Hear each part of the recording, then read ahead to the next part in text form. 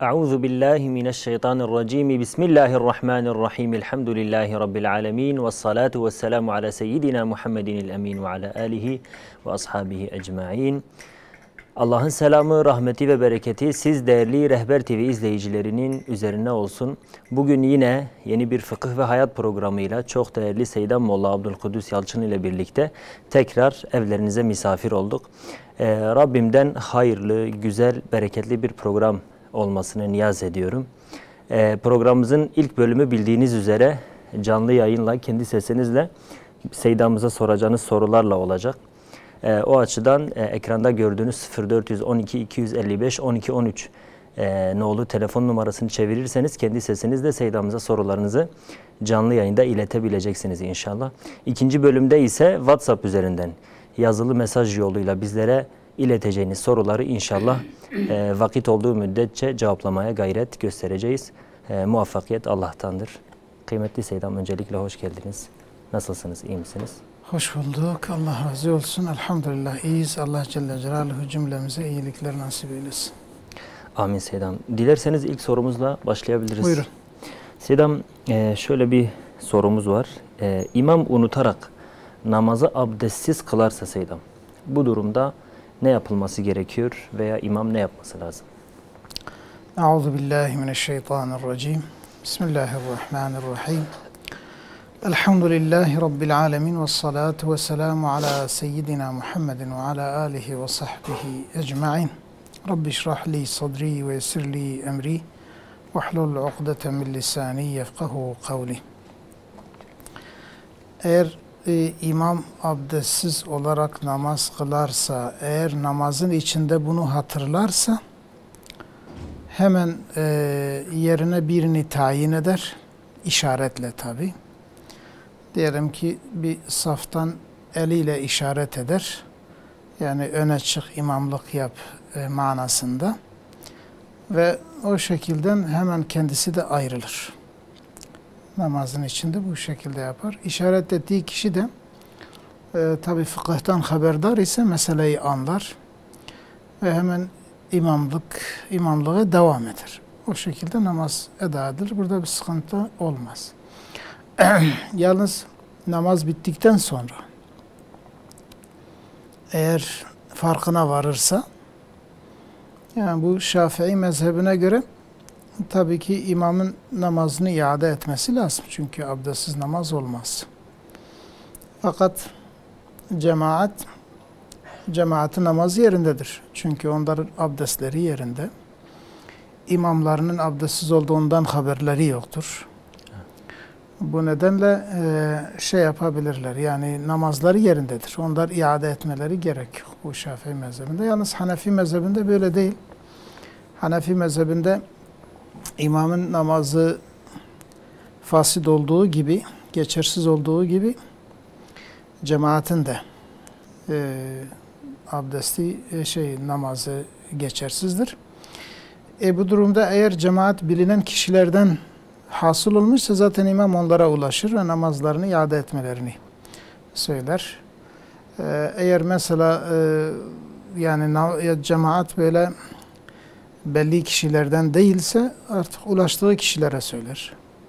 Ulaşamadığı kişiler zaten mazurdurlar. Onlar namazı yerindedir yani. Yani bu şekilde yapmaları gerekir. Peki. Evet. Müsaadenizle ilk telefonumuz hazır.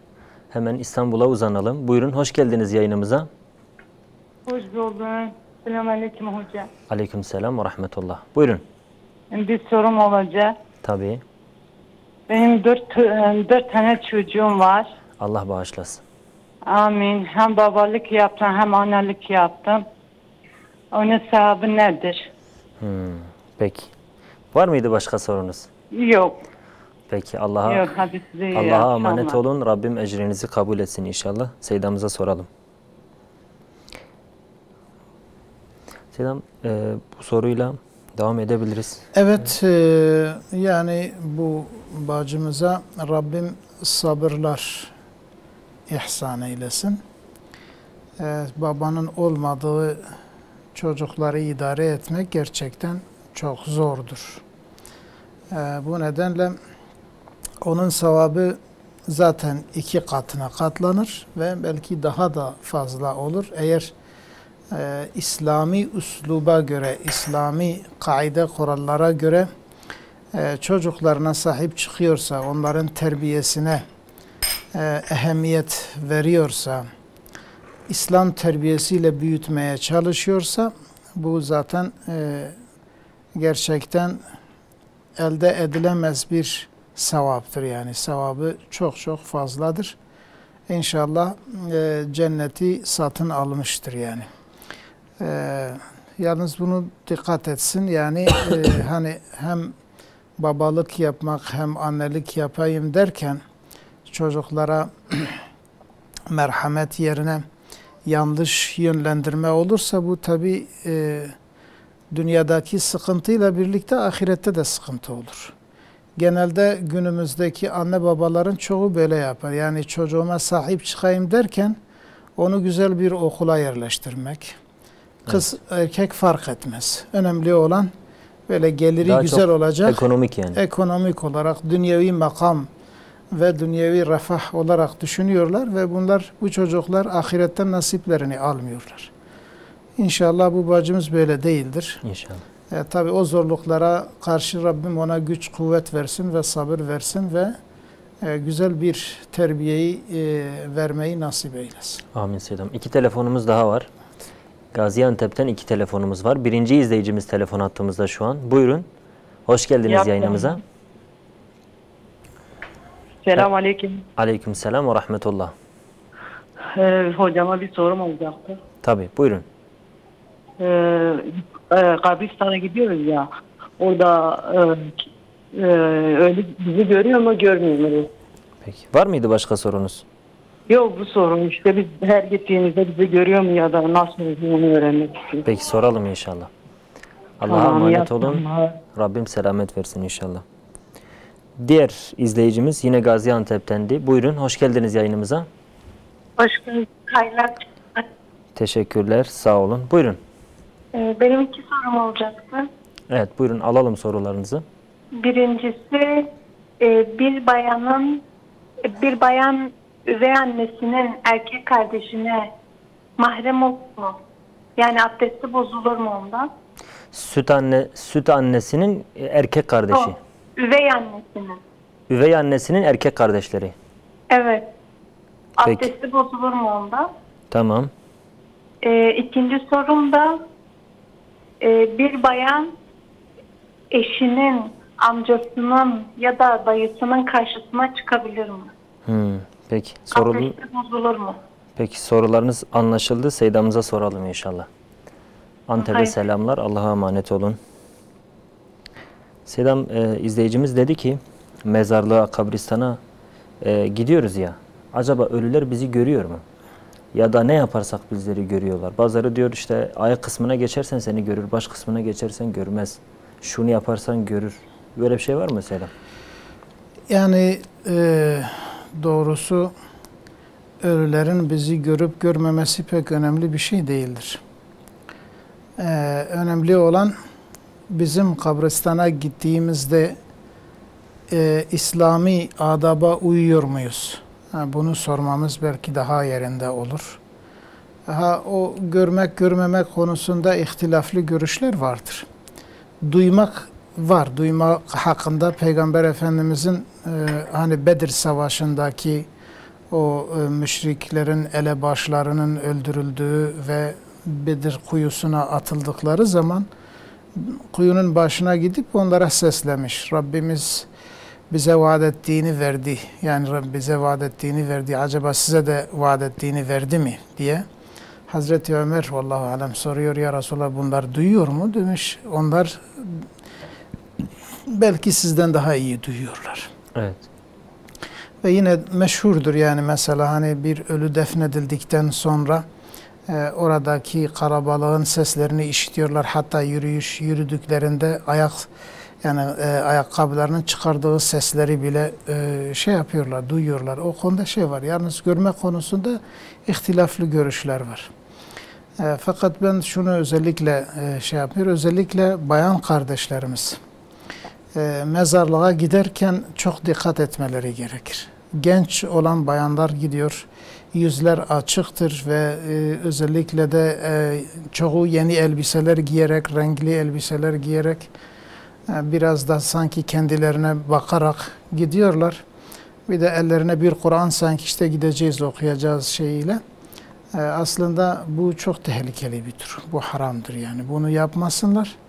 Bunu yapmadıkları zaman oraya gittiklerinde bir dua okusalar, bir Fatiha okusalar, bir Kur'an-ı Kerim'den bir aşir, bir cüz falan okusalar, İnşallah onların ruhlarına gider, ölülere ulaşır, ölüler de sevinir. Ama öbür türlü gitseler belki ölüler azap görür, ceza görür. Yani o gitmeleri kötü bir durumdur eğer İslami bir üslupla değilse. Ölülerden çok, Seydam, lafınızı böldüm. Ölülerden çok zaten yani mezarlığa gitmeyi Peygamber Efendimiz ahireti hatırlattığı için zaten. Evet. Yoksa normalde önceden yasaktı kabire gitmek, mezarlığa gitmek. Sonradan Peygamber Efendimizin yasağı kaldırıyor. Sebebi ise yani ahireti hatırlamak. Ölümü Dolayısıyla hatırlamaktır. dediğinize binaen ek olarak yani oraya giden kişi bırakın o şekilde giyinip gitmeyi, tam tersi takvalı, daha çok korkarak, belki de ağlayarak gitmesi lazım. Evet. Aynen. Peki Seydam, diğer sorumuz Seydam, izleyicimiz dedi ki üvey annenin erkek kardeşlerinden abdestimiz bozuluyor mu? Yani mahrem midir, değil midir Seydam? Üvey annenin erkek kardeşleri. Yani üvey amca oluyor yani. Üvey annenin, dayı pardon. He, Evet. üvey annenin Erkek kardeşleri. Aynen. Yani bir kız mesela şey yapıyor veyahut da bir erkek soruyor. Aynen. Yani üvey annesi var. Evet. Bir de üvey annesinin Erkek kardeşleri. erkek kardeşleri var. Evet, onlardan abdest bozuluyor. Karşılarına çıkamaz yani. Yok. Yani Abdest bozulur. onlarına mahremdir. Evet. Hmm. Onlarına mahremdir. Peki Selam. Diğer sorusu izleyicimizin, bir bayanın kendi eşinin amcası geldi evine. Bayan karşısına çıkabilir mi? Beraber yemek yiyebilir mi? Çay içebilir mi? Bir daha sorsanız. Bayan için Seydam. Kocasının eşinin amcası bu sefer. Evet. Aynen. Eşinin amcası, Aynen, oğulları, dayıları falan aynen. işte Eş gelseler. tarafından akrabaları. Evet, bütün bunlar şeydir, yabancıdır. Evet. Yani tamamen yabancı, hiç tanımadığı bir erkek ile nasıl muamele edecekse aynen kendi eşinin amcasıyla da o şekilde muamele edecek.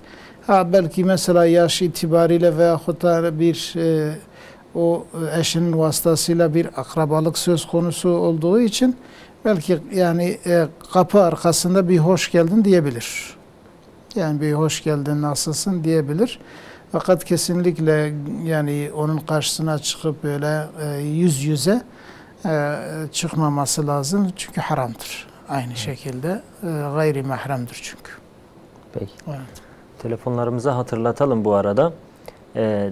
Ekranda gördüğünüz telefon numarasını çevirirseniz Seydam'ıza canlı yayında sorularınızı iletebilirsiniz inşallah. Bir diğer sorumuz Seydam. Evde itikafa girilebilir mi Seydam?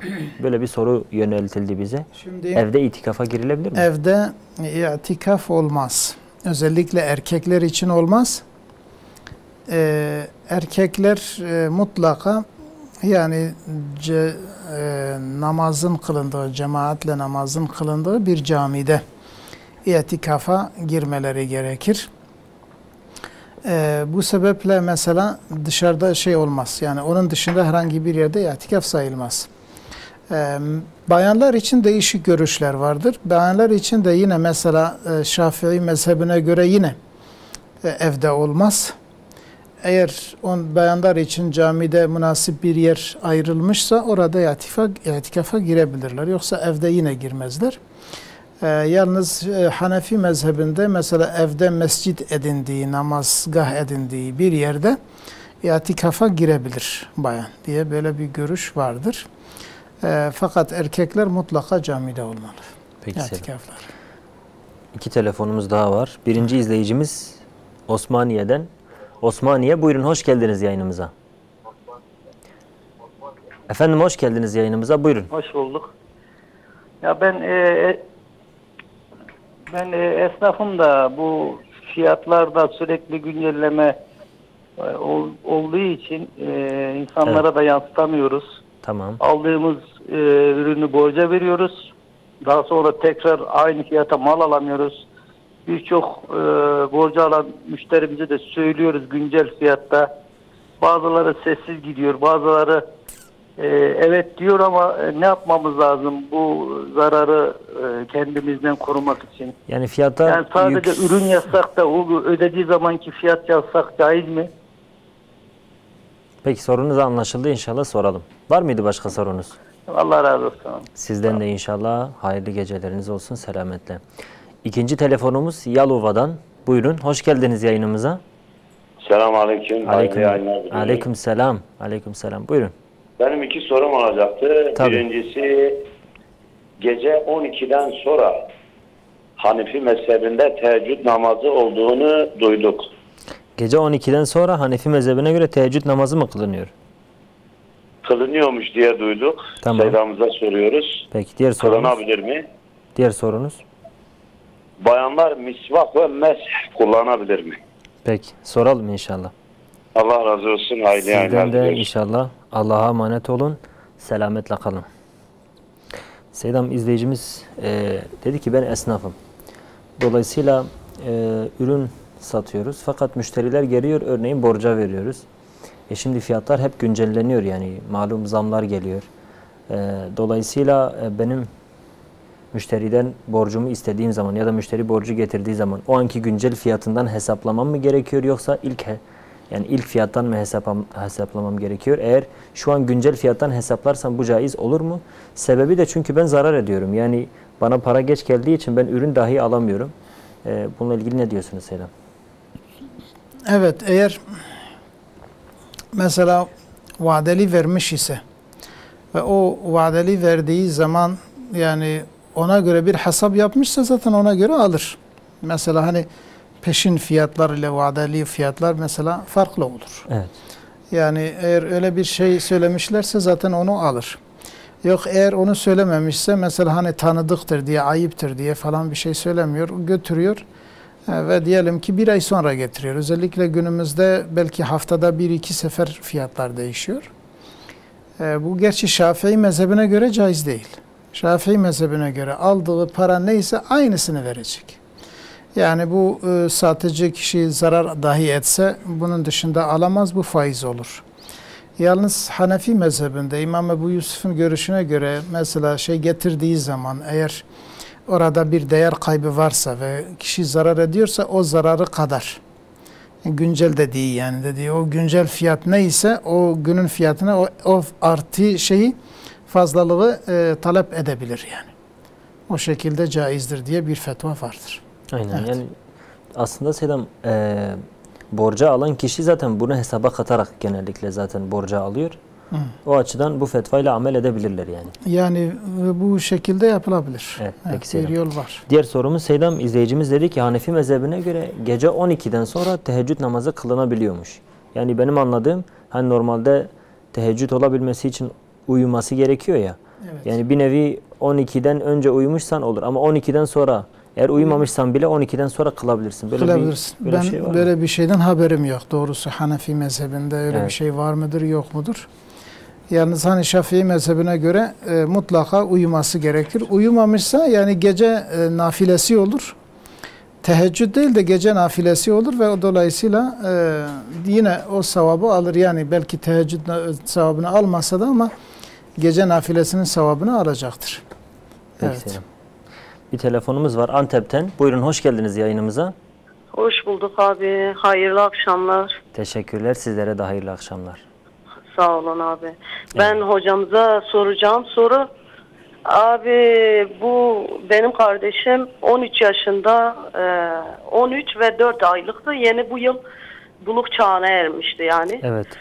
Kardeşim intihar etti abi. Ben hocama sormak istiyorum. Namazını kılan, oruç tutan bir kızdı yani kardeşim. Ve hiçbir derdi, hiçbir sıkıntısı yoktu hocam. İntihar etti. Yani sır gibiydi. Bilmiyoruz yani neyden vefat etti. Ne bir şey yazmıştı, ne bir derdini söylemişti. Acaba onun hesabı sorulur mu yani? Yoksa çocuk yaştadır diye. Yani hiçbir sebebi yoktu. Namaz kılıyordu. Orucunu tutuyordu. Hatta yani İntihar annemden etti. ferace bile Kız- isteyen bir çocuk. Kız çocuğuydu. 13 yaşındaydı değil mi? Evet. Peki. Aylık olmuştu. Peki. Yani, Rabbim gani rahmet eylesin inşallah. Allah razı olsun abicim. Seydamıza soralım. Seydamıza soralım Bir inşallah. soru daha sorabilir miyim Tabii hocam? tabii buyurun.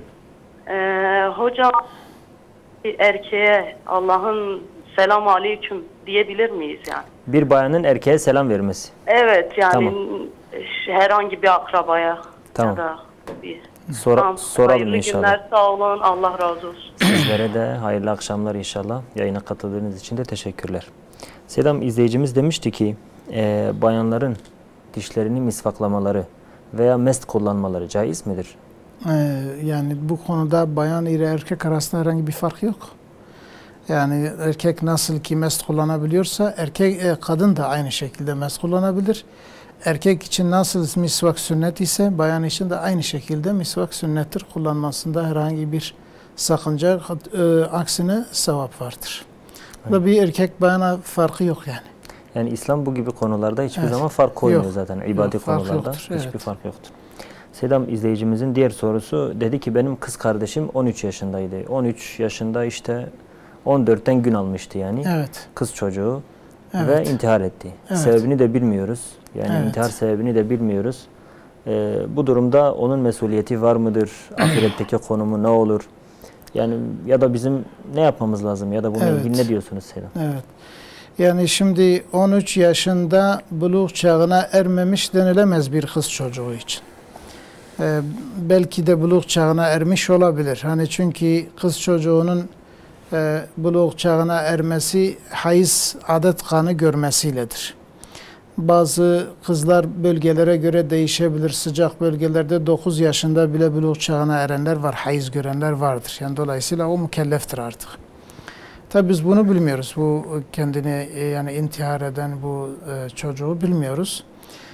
İnşallah diyelim. İnşallah buluğ çağına ermemiştir ki yani o yaptığı işte onun için günah olmaz. Yoksa normalde buluğ çağına ermiş ise ve canına kıymış ise bu mesela hani büyük günahlardandır. Tabi sebebi bilinmiyor. Ve bir de kız çocuğu için olduğundan dolayı insanın aklına türlü şeyler gelir. Biz bunları bilmiyoruz. Her neyse bizim elimizde duadır. Biz dua ederiz. Ya Rabbi sen eğer bu kız çocuğu küçük yaşta daha buluğ çağına ermeden bu işi yapmışsa zaten inşallah günahı yoktur ve belki de şehit mertebesindedir. Ama yok eğer buluğ çağına da ermişse ya Rabbi sen onu aff ve mağfiret eyle. Belki de büyük başına bilmediğimiz büyük bir felaket gelmiş de onu kaldıramamış ve ailesinin duymasını istememiş olabilir. Biz bunu bilmiyoruz ama her nedense bizim dua etmemiz lazım. Yani Rabbim affetsin, onu gani rahmet eylesin ve onu şehitlerle haşretsin. Peki Sedam. Amin. 2 telefonumuz daha var. İstanbul'dan bir telefonumuz var. Buyurun, hoş geldiniz yayınımıza. Selamünaleyküm. Aleykümselam ve rahmetullah. Hayırlı akşamlar hocam. Sağ olun, teşekkürler. Sizlere de hayırlı Nasılsınız, iyi akşamlar. misiniz? Teşekkürler, sağ olun. Allah razı olsun. Bir sorum vardı hocam. Tabii, buyurun.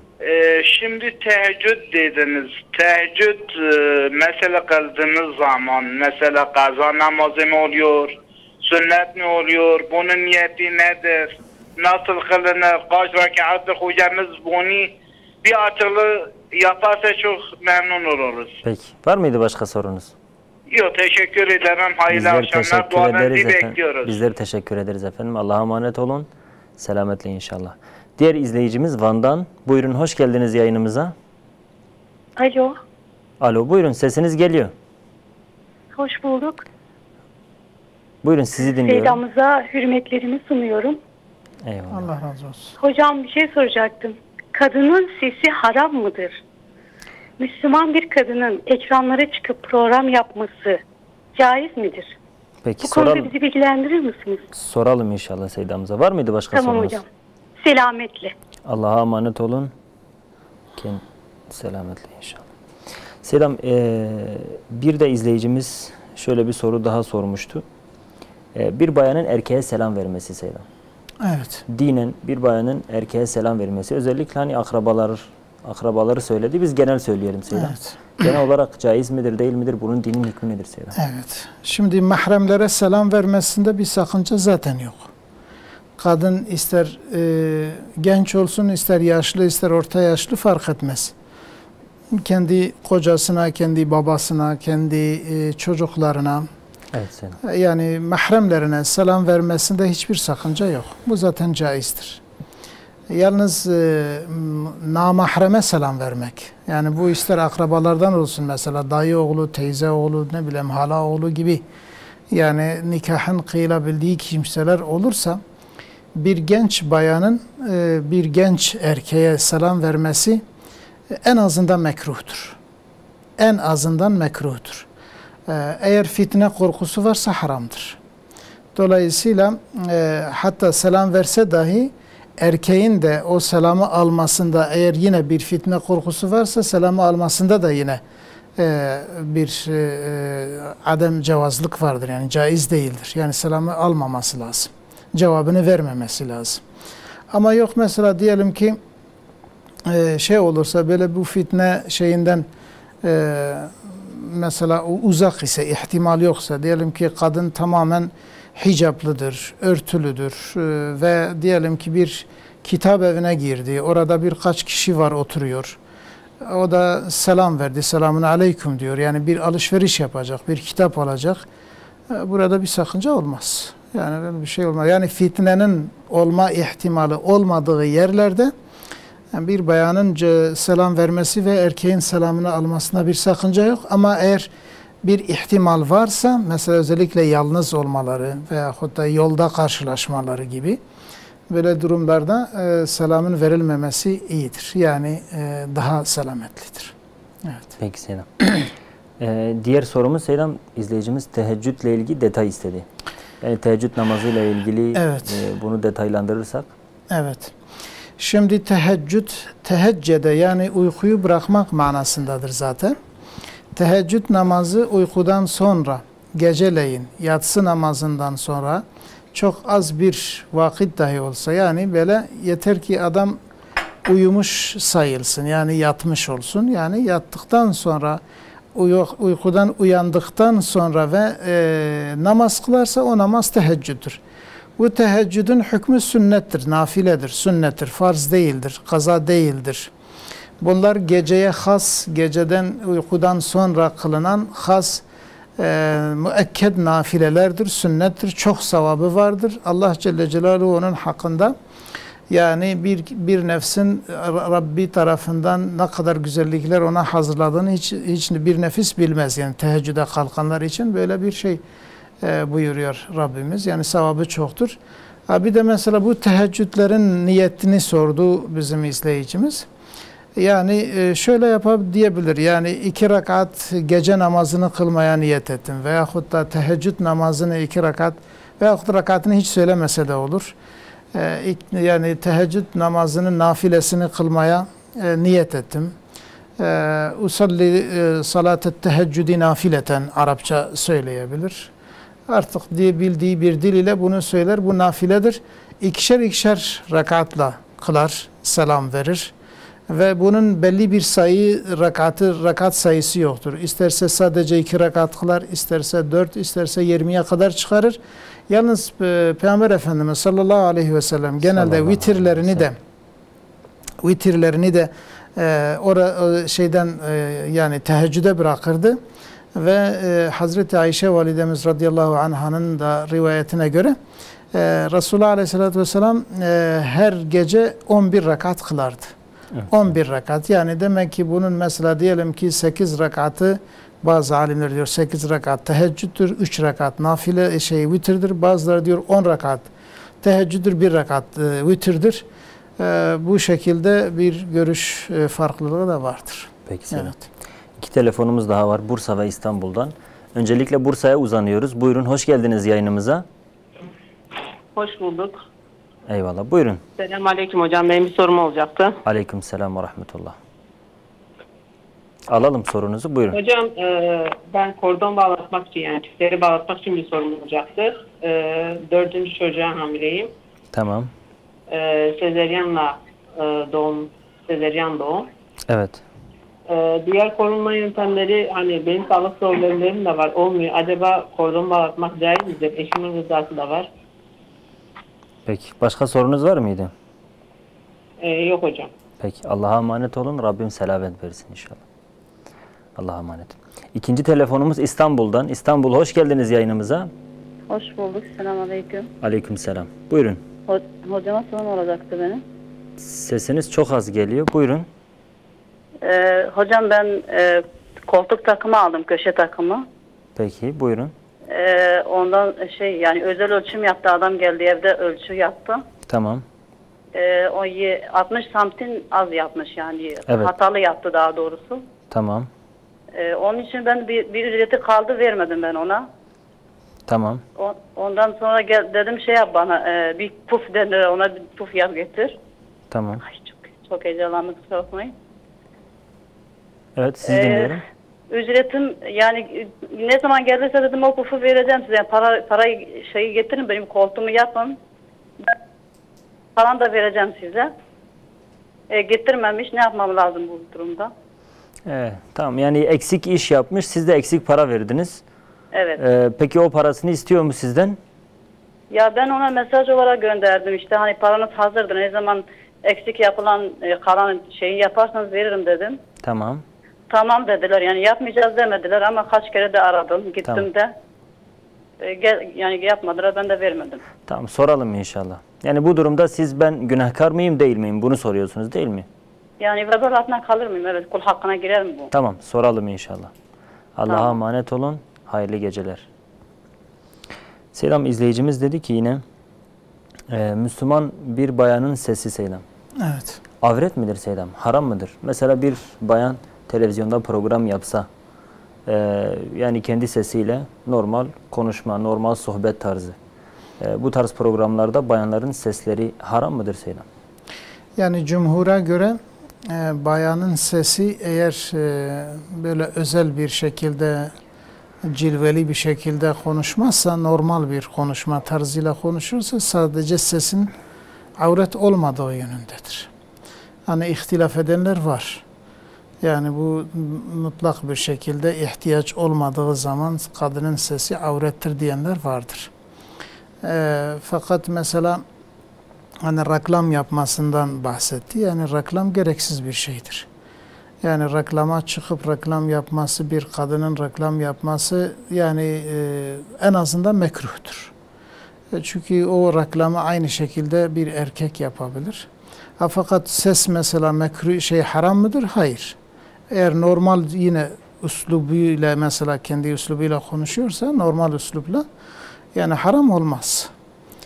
Fakat yapmasından daha iyidir. Yani özellikle reklam. Hatta normal programlarda yani eğer kadın ekrana çıkmasa, sesini de bile kullanmazsak bu en selametli yoldur. Fakat diyelim ki program yaptığı zaman da eğer böyle hicaplı bir şekilde, özellikle yüzünü göstermese, eğer genç ise, hani biraz yaşlı ise, böyle fitne olmasa belki orada biraz daha iyi yolu olabilir. Yalnız genç bayanların, kızların yüzleri açık bir şekilde çıkıp program yapmaları çok sakıncalı bir durumdur. Tehlikelidir yani. Peki Selam. Diğer sorumuzla devam edelim Selam. İzleyicimiz dedi ki ben şu an 4. çocuğuma hamileyim. Evet. Eşimin de rızası var. Kordonumu bağlatmak istiyorum. Bazı sağlık problemlerim de var. Yani doğumum da sezeryanla oluyor Selam. Bu yani dinen bunu yapabilir miyim Selam? Caiz midir acaba? Yani özellikle eğer mesela sezeryan dedikleri hani sınırlıdır zaten. Yani onlar diyorlar mesela herhalde 4 tane mi 5 tane mi, şimdi sanki daha önce 3'ten fazla olmasın diyorlardı. Şimdi sanki 4'e mi çıkmış, 5'e mi çıkmış? 5 Selam. Öyle bir şekilde yapıyorlar. Onun üstü tehlikeli oluyor. Onun için bağlayabilir. Yani hani bu genel bir bilgidir. Eğer böyle bir şey değilse, sağlıktan dolayı biraz daha mühlet, biraz ara vermek için olursa o da yine caizdir. Ama hiç sebepsiz kordon bağlamak ve böyle uzun süre bağlamak o caiz değildir. Haram. O haramdır, yapmaması Peki lazım. diyelim ki bunların hepsini üzerine katarak kocanın rızası olmasa Selam? Zaten kocanın rızası ilk başta gelir. Evet. Eğer mesela tehlikeler falan yoksa yani. Kocanın rızası zaten başta gelir. Zaten ondan habersiz yapamaz bunu. Çünkü evliliğin hikmetidir zaten. Çocuğu getirmek, yani nesil sahibi olmak, evet, çocuk sahibi olmak. Yani bu evliliğin hikmetlerinden bir tanesi, en ehemmiyeti de budur zaten. Bunu habersiz yaparsa, rızası olmadan yaparsa bu caiz olmaz. Ama mesela diyelim ki ölüm tehlikesi olduğu halde kocası yine rıza göstermezse bu o konuda onu dinlemez. Çünkü o konuda hani ölüm tehlikesi varsa burada kocası engel olamaz yani. Peki Selam. İki telefonumuz daha var. Öncelikle İstanbul'a bağlanıyoruz. İstanbul, hoş geldiniz yayınımıza. Selamun Aleyküm. Aleykümselam ve rahmetullah. İyi akşamlar hocam. Nasılsınız? İyisiniz Sağ olun. inşallah. Teşekkürler. Eyvallah. Hocam bir 8 sene evvel ben kredi çektim. Bir ihtiyaç kredisini çektim. Kendime ev yaptım. Haram olduğunu biliyordum da. Kaç? 8 mi dediniz? Ben tam anlayamadım. 8 sene evvel. 8 sene evvel. Tamam. 8 sene evvel ben bir ihtiyaç kredisini çektim. Tamam. Haram olduğunu da biliyordum. Tamam. Ama ben mecbur olarak çektim. Ben tövbe ettim. Yani çekmemek için ben tövbe ettim. Ve çekmiyorum da, ama tövbe olarak böyle bir şey var. Şimdi ben çalışıyorum. Mesela yolda gidiyoruz İstanbul'da. Açık bayanlar var, gözlerimiz onlara takılıyor ya da onları görüyoruz. Acaba bizim o tövbemiz iptal oluyor mu, bozuluyor mu? Ne yapmamız lazım hocam? Peki soralım inşallah. İnşallah hocam. Sağ ol, teşekkür ediyorum. Rabbim, hocama da çok selamını söyle inşallah. Rabbim selamet versin inşallah cümlemize. Allah razı olsun. Allah'a emanet olun. Diğer telefonumuz Diyarbakır'dan. Hoş geldiniz yayınımıza. Diyarbakır. Selamun Aleyküm. Aleykümselam ve rahmetullah. Selamun Seydar düşünüm. Sersera serçava. Aleykümselam ve Ve rahmetullah. hep kurban eder. Hani insan hayım. Kurban serce dikim. Tüccar mali kuda serce nekinim. Dibil ser kabra ser ziyareta. Kanızdan eğer ziyaret jini ziyaret jini. Dibe şehidi ya avı. Bir de aşırı derecede yüklenmiştir. Kabra ser van kurban serce dikim. Ya çavayı. Vakitin savali ve hene?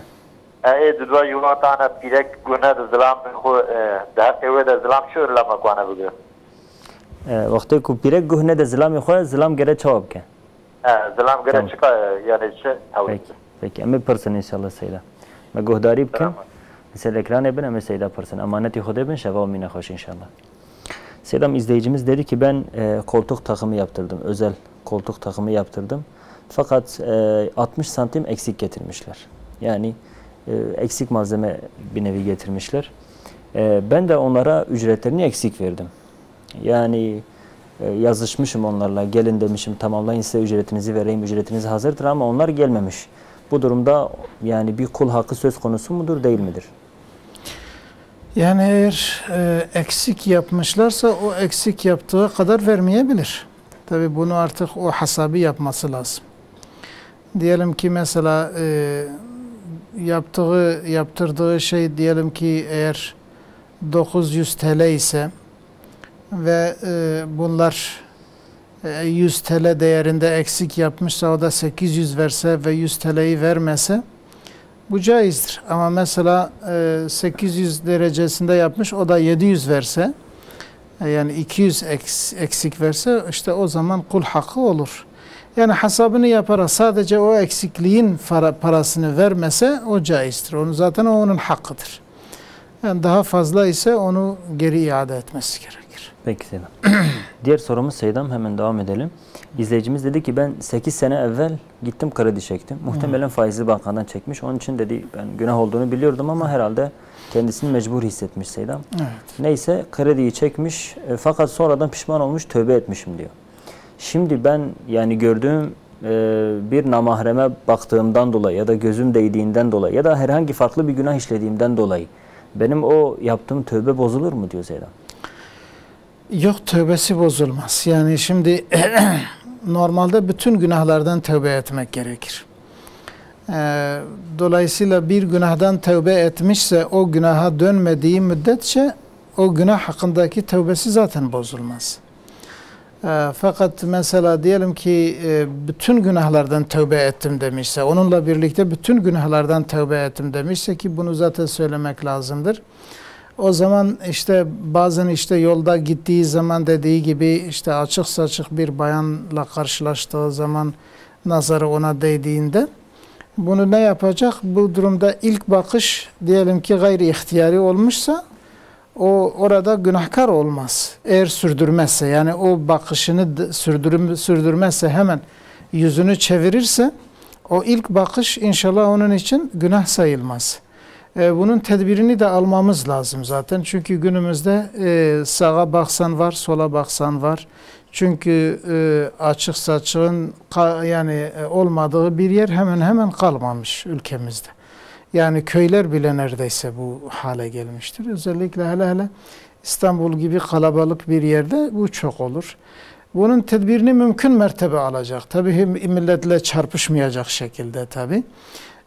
İşte dediğimiz gibi eğer gayri ihtiyari ilk bakış olursa bu günah değildir.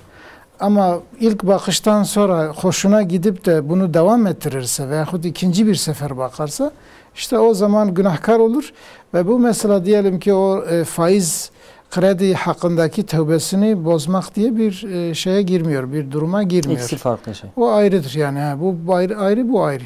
Yalnız bundan da eğer böyle bir şey olursa bundan da hemen tövbe etmesi gerekir. Peki Selam. Ve ne kadar bu devam ederse tövbelerin yenilenmesi gerekir. Allah'ın izniyle tövbeler eğer sadık, samimi bir kalp ile yapılmışsa Rabbimiz onu kabul edecektir. İnşallah. 2 telefonumuz daha var. Öncelikle İstanbul'a bağlanalım. Buyurun, hoş geldiniz yayınımıza. İstanbul, yayında mısınız?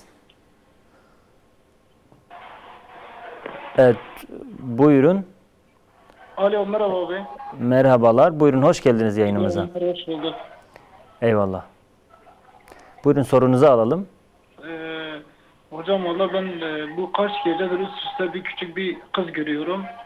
Mazarlığa beni götürüyor. Elini gözüme vurunca mazardaki insanı görüyorum. Ve selam veriyorum. Ondan sonra halatı soruyorum. Kimleri benim halimi görmüyorsun. Kimleri diyor iyi. Yani üst üste bu kaç gecedir görüyorum ama bir türlü uyuyamıyorum. Yani hemen hemen her gece kötü rüyaları görerek ben bir türlü uyuyamıyorum. Bunu birkaç alimlere sordum, bir size de sorayım dedim. Acaba neden olabilir mi? Bir cevabını almak istedim. Peki. Normalde Seydamız açıkçası rüya tabirlerine hani yanıt vermiyor ama yine de soralım. Varsa Seydamızda yanıtı inşallah beraber izleriz. Allah'a emanet olun. Selametle kalın inşallah. İkinci telefonumuz Diyarbakır'dan. Buyurun hoş geldiniz yayınımıza. Diyarbakır. Selamünaleyküm. Aleykümselam. Selam'a saygılarımı ve selamlarımı gönderiyorum. Aleykümselam. Eyvallah. 2 tane sorum olacak hocam. Sesiniz çok az geliyor. Dedim tane sorum olacaktı. Tamam, sizi dinliyorum. Evet. Birinci sorum cuma namazına giderken camide değil de cami havlusunda kılabilir miyiz? İmama tabi olarak. İkinci sorum da hoca hutbe verirken sünnet namaz kılınır mı? Tamam. Esrasında. Peki sorularınız anlaşıldı inşallah. Allah razı olsun. Selam'a selamlarını söylüyorum. Aleykümselam. Allah'a emanet olun. Selametle kalın inşallah.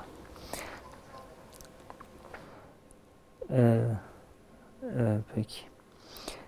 Seydam izleyicimiz dedi ki kurbanı gerçi Kürtçe sordu sanki Seydam. Gote mesela gonha millet kurbanı xoseyda gotbe liser ziyareta liser mezela yani المال خو شرجه ناكن سيدام دبل سر جيوها شرجت كن يعني سيدات در حق فانا ده بكرتاسي دبچ سيدام esas ona ne kurbanın şu? Yani kurban muhtat bejin kurban lazım ki roja idi be yani ida kurbanı.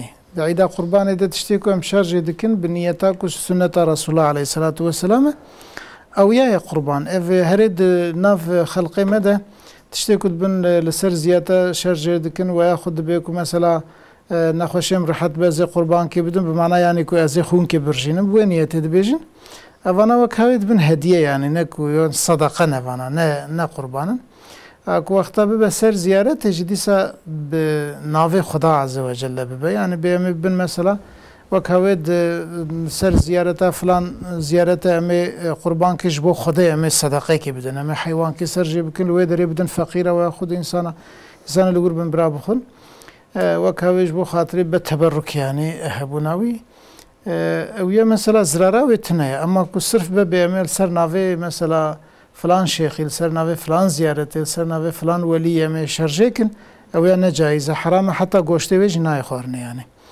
جبو في قاسي لازم فيها حيوان جهبه يعني وقتك ما برج ديسا جبو رزاق خدي وجبو خاطري تبركاوي مقامي وكما بدنا نجبو خاطري الصدقة بما بدنا إنسانك خدا عز وجل بلكي بك وسيلة هناك دفع بلا ومصيبته ama her tişteci Xuda meref hevi bike ev yazılara bitin.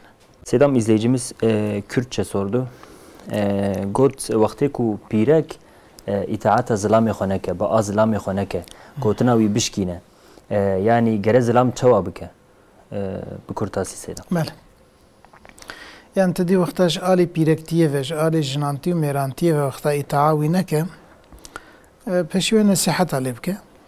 Yani nasihat alibke ayet bir şekilde nasihat alibke bebnara yani بأمريات القارشي من جنهكارية حرامة عصيانة خدا عز وجل بين الرازية وتفي شي وقت دوام بكي وفيا بسبب كنا نفقيته بكذا يعني ارتق حقوقتي نفقة ومسكن فلان جنامينه وانتشتوي نصيحة عليه بكي وقتا كوفا نصيحة قداري نكر اوه لفينا خوش ايري بكي يعني دوشكا خو ايري بكي البال الرنازي مقداركي وقتا فياجي فايدة نكر خفيفتان وليخة يعني دربينه دجوار اما بشكل وكاي تأديبي يعني وليخة بفان الرياوي كده وقتا بفانا مثلا يكيش فانا فقريا فنقريا ايدي دمينه يا ويشور صبر بكي ياجي ومثلا هفدو بردن yani başka reykiden inamin.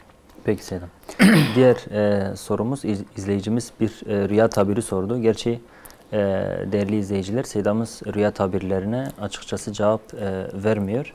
Ama izleyicimiz sordu. Biz yine soralım. İzleyicimiz dedi ki Seydam ben üst üste kaç gündür böyle bir kız çocuğu görüyorum. Bu kız çocuğu beni alıp götürüyor mezarlığa. Sonra bana bir mezar işaret ediyor. Elini gözüme değdiriyor. Daha sonra ben mezarın içini görüyorum. Evet. Yani bu şekilde rüyalar görüyorum. Yani bunun manası ne olabilir Seydam? Yani manasını hani üst üste olduğu için insan orada biraz düşünüyor. Yani böyle en azından 3 gün olunca 3 gün üst üste aynı rüya olursa burada bir hikmet vardır tabii ki ama biz tabii onu bilemiyoruz. Onu Allah'a havale ediyoruz. Artık rüya sahibi biraz düşünebilir yani. Kendi hayatından, kendi mesela akrabalarından, kendi vefat eden akrabalarını düşünebilir. Bu konuda sadakalar verebilir. Ve uyumadan önce özellikle Ayet-el Kürsi, Felak, Nas surelerini ve uykudan önceki zikirleri okuması. Bunlar inşallah faydalı olacaktır. Ve yine sabahleyin kalktığı zaman yine mesela uyanış zikirlerini böyle ihmal etmemesi. Bunu sürdürmesinde inşallah fayda vardır. Peki Seydam. Evet. Diğer sorumuz Seydam. İzleyicimiz dedi ki özelde cuma namazı genelde ise diğer namazlarla ilgili de sorabiliriz. Caminin avlusunda Seydam namaz kılmak. Yani caminin avlusunda namaz kılınabilir ama şu şartla. Mesela diyelim ki imam caminin içinde ve saflar da hepsi caminin içindeyse ve kendisiyle imam arasında böyle 300 zira dediğimiz 300 zira yani bu bir kol kadardır. Eğer 300 ziraatan fazla ise caiz değildir. Yani en son saf ile bu yani namazı dışarıda kılan kişinin arasında 300 ziraatan fazla varsa namaz olmaz, caiz değildir. Ama 300 ziradan az ise yani diyelim ki böyle 150 metre falan var ise 150 metreden az ise ve saflardan birisini görüyorsa yani ruku, i'tidal, secde hareketlerini biliyorsa o şekilde namaz kılabilir. Caizdir yani avluda da namaz kılınabilir. Seydam. Hutbe okunduğu esnada Seydam sünnet kılınır mı? Yani hutbe okunduğu zaman insan diyelim ki daha yeni giriyor camiye. Camiye girince bakıyor ki imam hutbededir. Hatip hutbe okuyor. O zaman hafif 2 rekat namaz kılabilir. Uzatmadan tabii, öyle fazla kıraatini uzatmayacak şekilde, rükû secdelerini fazla uzatmayacak şekilde hafif olarak. Tabii hafif dediğimiz hani mesela rükünlere zarar vermeyecek şekilde hafif. O şekilde 2 rekat namaz kılabilir. Peki Seydam. Hemen diğer sorularımıza geçelim. Ekrana yansıtalım, soruları alalım. Seydam, izleyicimiz soruyor ki ölünün ıskatı var mıdır? Iskat neden verilir ya da verilir mi? Iskat nedir, verilir mi demiş. Verilebilir mi? Iskat Arapça bir kelime, düşürmek manasındadır. Buna mesela bu normalde fıkıh kitaplarında böyle bir isim geçmez. Bunu defalarca söylemişiz bu ekranda. İskat demek kefaretin düşürülmesidir. Yani farz olmuş. Diyelim ki bir insanın üzerinde yemin kefareti var, oruç kefareti var veya fidye vardır. Bunu düşürmek, yani bunun mesuliyetini onun üzerinden düşürmek için verilen o fidyeler, o kefaretler için hepsine birden toplamına iskat denilmiş. İskat odur. Yani ölünün veyahut da dirinin, hepimizin iskatı olabilir. Eğer üzerimizde mesela yerine getirmediğimiz yeminlerimiz varsa, özellikle yemin kefareti en az 10 kişiye verilmelidir.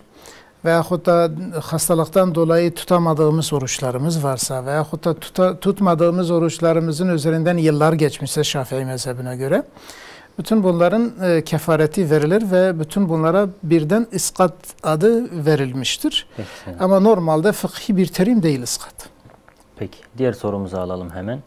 Kur'an'da kıyametin kesin ne zaman kopacağı ile ilgili bir ayet var mıdır Seydam? Hayır. Üstad Bediüzzaman Hazretleri kitaplarında bir şey belirtmiş midir? Hayır. Kur'an-ı Kerim'de özellikle diyor kimse bilmiyor. Evet. Yani diyor, sen de hani Peygamber Efendimiz'e buyuruyor yani. يَسْأَلُكَ عَنْ النَّاسُ عَنِ السَّاعَةِ قُلْ اِنَّمَا عِلْمُهَا عِنْدَ اللّٰهِ وَمَا يُدْرِكَ لَعَلَّ السَّاعَةَ تَكُونُ قَرِيبًا. Yani insanlar senden soruyor, kıyamet ne zamandır? Sen nereden bilirsin? Yani sen bile bilmez. Peygamber Efendimiz bilmemiş. Evet. Onun ilmi Allah nezdindedir yani. Risalede böyle bir şey var mı? Risalede de belli bir şey yoktur. Peki. Alametleri vardır yani. Alametler var. Hadislerde de geçer. Evet, hadis-i onun dışında başka şeriflerde bir şey vardır. yok. Büyük ve küçük alametler var. Peki. Alalım, diğer sorumuz gelsin. Annem gelinine beddua edip küfür ediyor. Ben görümcesi olarak ona destek çıkıp anneme diyorum ki ona haksızlık ediyorsun. Annem de sen onun tarafını tutuyorsun diyor ve bana da beddua ediyor. Edip sekeratta kalasın, hakkımı helal etmiyorum diyor kendi kızına. Annem haksız ise bedduası ve hakkımı helal etmiyorum demesi bana azap olarak döner mi demiş. Hayır, bayan. Dönmez. Dönmez. Eğer anne haksız ise gerçekten, evet, yani İslami olarak böyle bir hakkı yoksa, kızı da o konuda mesela karşı çıkması iyidir. Çünkü annesinin günaha girmesine engel olmaya çalışıyor. Tabi bunu güzel bir şekilde yapması çok güzeldir. Devam etsin. Anne böyle bir şey söylese dahi inşallah ona zarar vermez. Tabi eğer haksız ise. Peki. Diğer sorumuzu da alalım. Bayanların kendi aralarında gün yapması, para toplaması caiz midir Selam? Eğer bunlar gönül rızasıyla yapılıyorsa bir sakıncası yok. Bir destek mahiyetindedir. Yani yardımlaşmadır. Sakıncası yok. Peki. Ama hepsinin buna razı olmaları lazım. Peki. Yani utancından dolayı vermemeleri gerekir. Peki Selam. Evet. Diğer sorumuz da gelsin. Çizgi filmlerde domuzlar çıkıyor. Çocukların izlemesi doğru mudur Selam? Yani çizgi filmlerin çoğu tehlikelidir günümüzde. Yani ahlaksızlık karşılıyor. Bu çizgi filmleri çok dikkat etmemiz lazım. Ve bunları seçerek çocuklara seyrettirmek gerekir. Rastgele böyle şey yapsak, yani çok böyle bilinçaltına çok şeyler yerleştirmeye çalışıyoruz. Çünkü bunların çoğu gayrimüslimler tarafından özel olarak yaptırılıyor. Evet Selam. Evet. Diğer sorumuza geçelim. Alalım. Terki salat, yani tariku salat, ne namaz ve oruç olanın oğluna kurban eti verilir mi Seydam? Yani kendi oğludur ama namaz kılmıyor Seydam. Oruç tutmuyor. Böyle birine, böyle bir çocuğa kurban eti verilir mi Seydam? Bir de komşular da kurban kesmişler. Onlar da kurban eti verebilir mi demiş. Verebilirler eğer inkarcı değilse. Yani sadece gevşekliğinden ve zevkperestliğinden bu işi yapıyorsa, namaz kılmıyor, oruç tutmuyorsa, ama bunların farz olduğunu inkar etmiyorsa verilebilir. Yani kısacası Müslümansa verilebilir. Ama eğer bunu inkar ediyorsa mürteddir, mürteddere verilmez. Peki Selam. Devam edelim. Kurban bedelini bağışlayarak kurban kesmiş olur muyuz Selam? Kurban bedelini bağışlara vekil tayin etmemiz lazım. Yani biz o kurban bedelini bağışladığımız zaman biz bu konuda işte bu kurban parasını bedelini size veriyoruz, sizi vekil tayin ediyoruz diye onu niyet etmemiz lazım. Onu niyet edersek olur. Aynen. Reklam arasında da çıktı az önce. Mesela Umut Kervanı. Örneğin kurbanlarınızı rahatlıkla bağışlayabilirsiniz. Evet. Bağışladığınız vakit zaten onlar videoda gönderiyorlar yani. Evet. O şekilde yapılabilir, caizdir bu. Peki. Diğer sorumuza geçelim. Kaynanam bana küfrediyor, beddua ediyor ve çocukları herkes onun haksız olduğunu söylüyor. Ama o kabul etmiyor. Aileme beddua ediyor. Ben de diyorum haksızsa bedduası ona dönsün. 4 ay yerde kaldı. Acaba böyle dememde mi? Yani ben dedim diye mi hastalandı acaba? Hiç belli değil. Onu Allah bilir. Değil mi? İlla ona bağlamak lazım değildir. Yani Belki herhalde vicdan azabı çekiyor. Evet. Anladığım Yani şeydir. Mesela normalde sabretmek en iyisidir. Zaten Allah herkesten daha çok adildir. Olabilir dünyada da cezasını verir, olabilir ahirette verir, olabilir ki mesela affeder. Yani özellikle ama kul hakkı olursa ancak kul affeder. Aynen. Evet. Yani kendisi eğer hakkını helal ederse inşallah bir sıkıntı daha olmaz. iyi olur. Evet, peki. Daha iyi olur. Alalım diğer sorumuzu.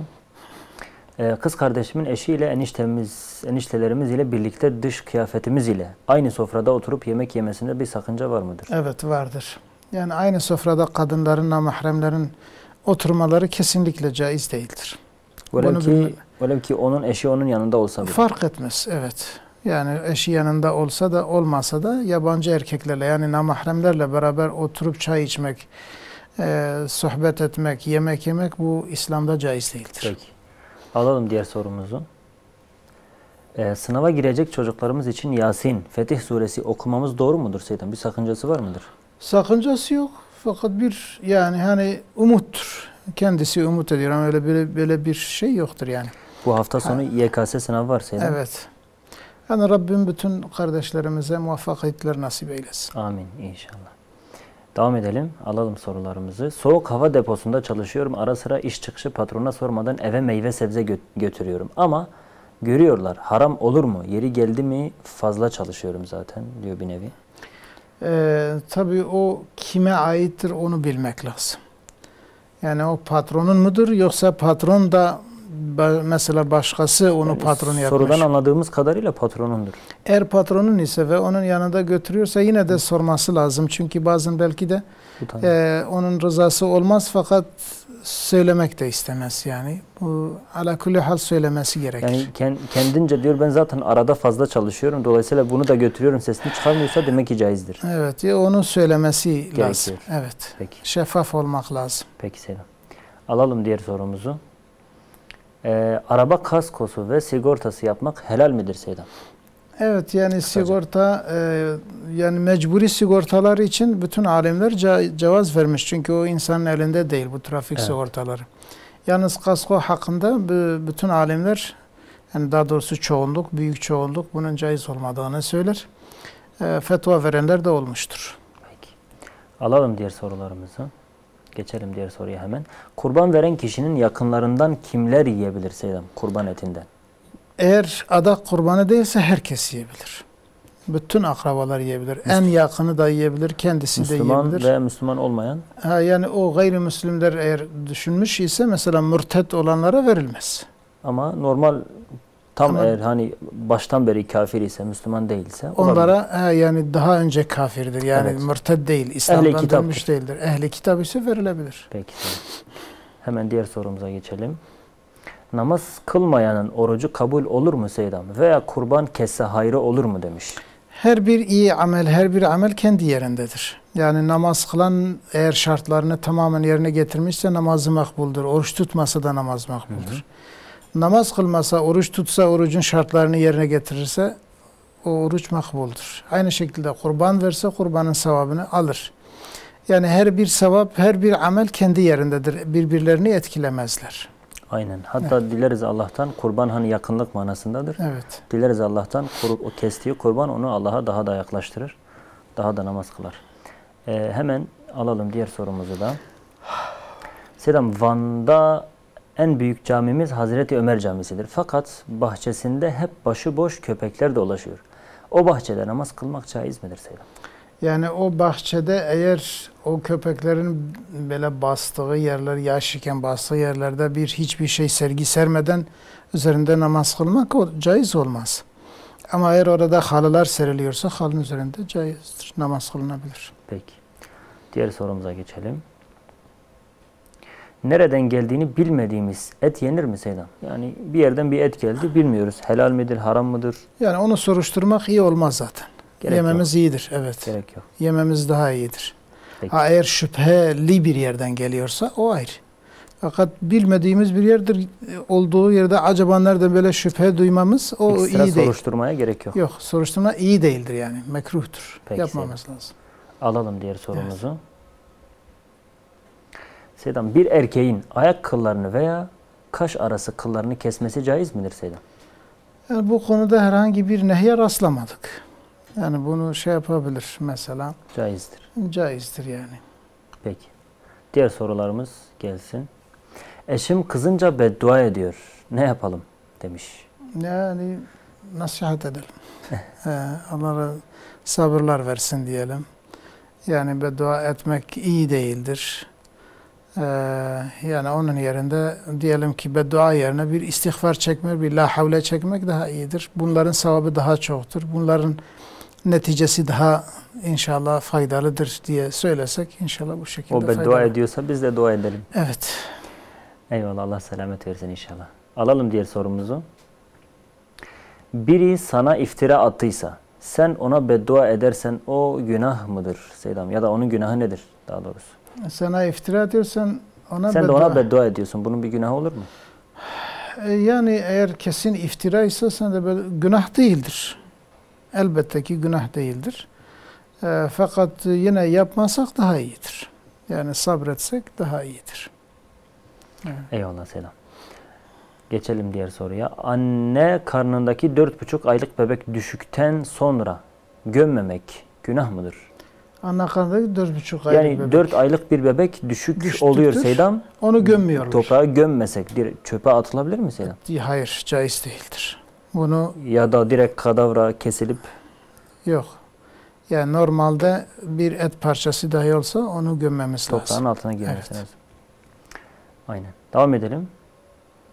Tesettürde siyah giyinmek zorunlu mudur Seydam? Yoksa göze batmayan renkler giyilebilir mi mesela? Evet. Yani tesettür önemli olan göze batmayan renklerdir. İlle de siyah olması şart değil. Hani siyah tercih edilmiştir eskiden beri. Çünkü o daha çok dikkati kesiyor. Fakat eğer yani böyle dikkati çekmeyen bütün renkler için renklerde de giyilebilir. Peki. Diğer sorumuz gelsin. Annem Ramazan ayında sahurda ezan okunduktan sonra bilmeyerek su içti Seydam. Orucu bozulur mu? Evet. Bozulmuş. Ne yapması lazım? Onu kaza etmesi gerekir. Tamam Seydam. Alalım diğer soruyu. Bir bayan yıllık hatim okursa hastalık döneminde okuduğu hatimi başka birisine okutabilir mi Seydam? Yani vekil tayin edebilir elbette ki. Onun yerine başkasını vekil eder. O okuyan kişi sonradan artık o vekaleti üzerine okumak istediği kişinin ruhuna teslim eder. Eyvallah. Gelsin diğer soru. İmam nikahı olan biri eşi onu 3 talakla boşadığı zaman şahit olmasına gerek var mıdır Seydam? Şahide gerek yok. Talakta şahide gerek yoktur. Şahidin olması daha iyidir. Olsa daha iyidir ama daha iyidir olmasa yani da daha belli olur. Adam demişse ben boşamışım mesela kapanmıştır. Kesindir. Yani şahide gerek yok. Peki. Bitcoin helal mıdır Seydam? Sanal paralar. Evet. Bu da zaten şüpheli bir durumdur. Buna girmemek lazım. Hatta gittikçe onun halal olmadığı sanki ortaya çıkıyor. Yani çok büyük oyunlar gerçekleşiyor. Dolayısıyla bundan sakınmamız, uzak durmamız evladır ve ciddi bir durumdur. Peki evet. Selam. Hocam erkeklerin ayak kıllarını kaş arasına alması haram değilse bir bayanın herhalde az önce soru soran kişidir. Bir bayanın nasıl haramdır? Hocam sonuçta bayanlar daha bakımlı olur. Evet, bayanlarınki haram mıdır Seydam? Bayanlar hakkında zaten şey var. Hadis-i şerif var. Namisa diye, en-namisatu vel mutenammisatu diye bunlar lanetlenmiştir. Çünkü zaten mesele odur. Kadın bunu yani şey yapar. Şeyi ayıralım Seydam. Kadınların bacak kıllarını almaları haram mıdır? kadınların bacak kıllarını almaları eğer bacaklarını göstermiyorsa sadece kendi kocası için ise burada sakınca yok. Ama yok. Kaş arası? Kaş arası o kesindir. Yani kaş arası şu da budur. Mesela eğer çok ciddi bir çirkinlik veriyorsa, kaşlar birbirine yapışık ise onun arasını alması sakıncalı değildir. Yani özellikle evli bir bayan için söylüyoruz. Tabii kızlar için yine caiz değildir ama bayan için bu caizdir. Çünkü eğer kocası özellikle izin veriyorsa bunu yapabilir. Fakat mesela şeyleri inceltmek, mesela Selam, kaşları inceltmek. Yani kaş inceltmek erkek için de haramdır, öyle değil mi Selam? Evet. Ama sadece kaş arası. Sadece kaş arası o çirkinliği yani mesela gidermek şeydir, caizdir. Erkekler için caizdir, bayanlar için? Bayanlar için de caizdir. Bayanlar için de. Bayanlar için de caizdir. İzleyicimiz yanlış anladı. Yani o kaş arası için demiş mesela bu şunu demek istiyoruz. Yani kaş arası sadece şu bölgesiydi. Yani eğer bitişik ise ve o çirkinliği veriyorsa ve o da o çirkinliği gidermek istiyorsa ve özellikle yüzünü göstermemesi lazım yalnız erkeklere. Aynen. Evet. Peki. Diğer sorumuza geçelim. Selam, ölülere Fatiha okunuyor mu? Okunur mu? Okunursa bunun delili var mıdır Selam? Yani bir hani şeyde delil yok. Yani mesela sünnetten delil desek ki hadislerden yoktur. Yalnız büyük alimler mesela yani okunmasında bir zarar yok. Çünkü Kur'an-ı Kerim'dir. Kur'an-ı Kerim'in ölüler için okunmasında bir sakınca yoktur ve onun sevabının gittiği de büyük alimler tarafından teyit edilmiştir. Peki Selam. Evet. Genç bir çift hiçbir sağlık sorunu olmamasına rağmen bir kız ve bir erkek çocukları var.